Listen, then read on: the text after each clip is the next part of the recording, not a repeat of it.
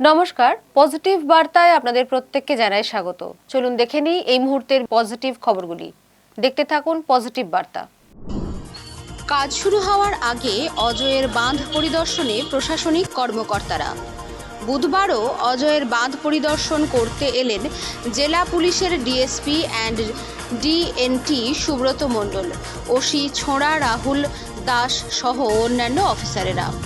দফায় দফায় অজয়ের বাঁধ পরিদর্শনে জেলা পুলিশ ও প্রশাসনের কর্তারা। এবার শুরু হবে বাঁধ মেরামতের কাজ। কয়েকদিনের টানা বৃষ্টিতে শুরু করা যায়নি বাঁধে মাটি দেওয়ার কাজ। মুখ্যমন্ত্রী মমতা বন্দ্যোপাধ্যায়ের নির্দেশে শুরু হচ্ছে কাজ। গত শুক্রবারের পর আজ বুধবারও অজয়ের বাঁধ পরিদর্শনে এলেন পূর্ব বর্ধমান জেলা পুলিশের কর্তারা।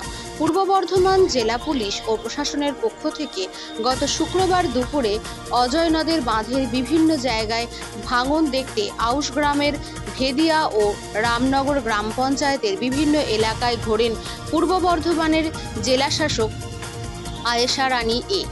সঙ্গে ছিলেন পূর্ব বর্ধমান জেলার পুলিশ সুপার সায়ক দাস সহ অন্যান্য আধিকারিকেরা। ফের বুধবার জেলা পুলিশ সুপার সায়ক দাসের নির্দেশে অজয় বাঁধের বিভিন্ন জায়গায় শ্মশানটা আমাদের এখানে বাইরে হয়েছে, আমাদের শ্মশানটা ভিতরে হওয়া দরকার। মানে আমরা এখানে তো সব কিছু করতে পারবো না, এখানে সব কিছু করলে আর সব কিছু শ্মশানটা একটু ভিতর দিকে হলে ভাঙ্গন সরজমিনে খতিয়ে দেখতে এলেন জেলা পুলিশের DSP and DNT Subrata Mondal, ছোড়ার ওসি রাহুল দাসরা।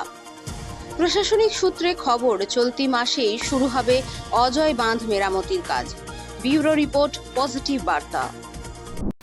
এখন নিচ্ছি একটু বিরতি, সঙ্গে থাকুন। আপনারা দেখছেন পজিটিভ বার্তা platform. Think positive, be positive.